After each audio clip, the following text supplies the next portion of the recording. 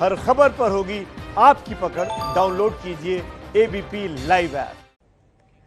नमस्कार, आप देख रहे हैं एबीपी न्यूज और अब बात उस खबर की, उस कांड की जो इन दिनों सुर्खियों में है, हाथरस कांड। हाथरस का मामला धीरे धीरे गंभीर से ज्यादा गंभीर होता जा रहा है। पूरा मामला जातीय मुद्दे पर अब आ खड़ा हुआ है। पीड़िता के परिवार के खिलाफ एक खास जाति के लोग पंचायत के बाद पंचायत करते जा रहे हैं और अब निर्भया कांड के आरोपियों के वकील एपी सिंह हाथरस आने वाले हैं। उन्होंने आरोपियों की ओर से मुकदमा लड़ने की सहमति भी जताई है। आज एपी सिंह हाथरस पहुंचने वाले हैं और ऐसे में जातीय गोलबंदी और हिंसा की आशंका को लेकर पुलिस चौकन्नी हो गई। उत्तर प्रदेश के हाथरस जिले का बुलगड़ी गांव। इस गांव की 19 साल की दलित लड़की के साथ 14 सितंबर को की गई हैवानियत। 28 सितंबर की सुबह सुबह उसकी मौत। मामला अब तक शांत नहीं हुआ है, बल्कि दिनों दिन और गंभीर होता दिखाई दे रहा है। जिस तरह से इस मामले को लेकर क्षेत्र में जातीय चिंगारी उठी है, उससे परिवार डरा सहमा है। आसपास के 12 गांव के सवर्ण लोगों की पंचायत को लेकर जातीय हिंसा की आशंका बनी हुई है। क्षत्रिय राजपूत महासभा ने कहा है कि सच्चाई को दबाया जा रहा है। बेटी को न्याय मिले, लेकिन किसी निर्दोष को फंसाया न जाए। मेरा बेटा निर्दोष है, बिल्कुल।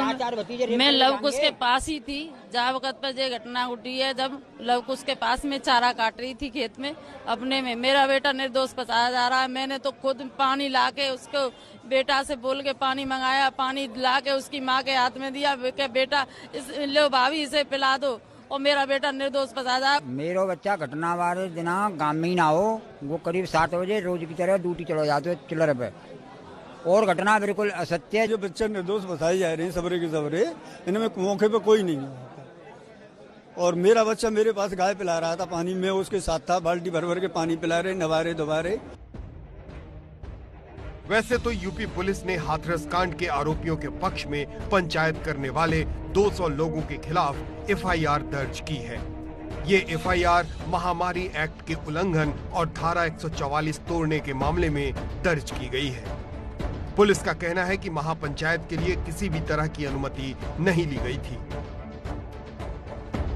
सीबीआई जांच का पूरा गांव बहुत स्वागत कर रहा है। उनका कहना है कि दूध का दूध और पानी का पानी हो जाएगा, क्योंकि लगातार ये सवाल खड़े हो रहे हैं कि एक ही पक्ष, एक तरफा सुनवाई हो रही है, एक ही पक्ष को सुना जा रहा है। और ऐसे में ग्रामीण हमारे साथ हैं, उनसे बात करते हैं। आप बताइए कि लगातार सीबीआई जांच की शुरुआत हो चुकी है, अब केंद्र सरकार को उसकी सिफारिश भेज दी है, आपको क्या लग रहा है कि अब सच्चाई सामने आएगी? बिल्कुल, अब तो सच्चाई, दूध का दूध हो जाएगा, पानी का पानी हो जाएगा, और जो दोषी है वो फंसना चाहिए और जो निर्दोष है वो बचना चाहिए। अब आपको लग रहा है कि जो भी होगा, भले ही थोड़ी देर भले हो, लेकिन जांच बिल्कुल ठीक होगी? बिल्कुल बिल्कुल, सीबीआई पर तो सबको ही भरोसा है, जितने हैं सबने इसका स्वागत किया है और ये हमारी मांग भी थी। सर बिल्कुल सीबीआई जांच बिल्कुल होनी चाहिए, होगी ये तो हमारे पक्ष में भी होगा और सबके पक्ष में होगा। और निर्दोष, मतलब जो निर्दोष है वो बचना चाहिए और जो दोषी है उसको कड़ी से कड़ी सजा मिलनी चाहिए।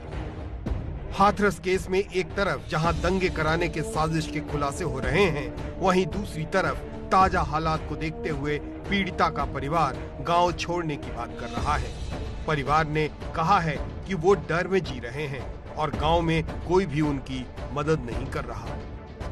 आरोप है, अब हम तो जा चीज में कुछ ना कह रहे, हम तो ये कह रहे हैं सरकार से कि हमें तो न्याय चाहिए, हमें तो न्याय चाहिए। सरकार से हमारी यही उम्मीद है, हम इससे ज्यादा और कुछ बोलने के लिए तैयार नहीं है।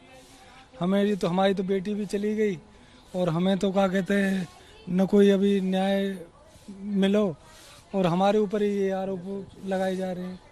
तो हमें उम्मीद कीजिए कि क्या कहते हैं, हमें तो सरकार से न्याय मिलना चाहिए। परिवार ने ये भी कहा है कि हमारे साथ जो हादसा हुआ है उसके बाद किसी ने पानी तक नहीं पूछा। हमारी मदद करने के बजाय लोग हमसे दूरी बना रहे हैं, इसलिए हमारे पास कोई विकल्प नहीं बचा, हम किसी रिश्तेदार के यहाँ चले जाएंगे। पीड़िता के पिता ने कहा, हमें तो आगे चलकर मौत दिखाई दे रही है, हम सोच रहे हैं कि कहीं नाते रिश्तेदारी में चले जाएं।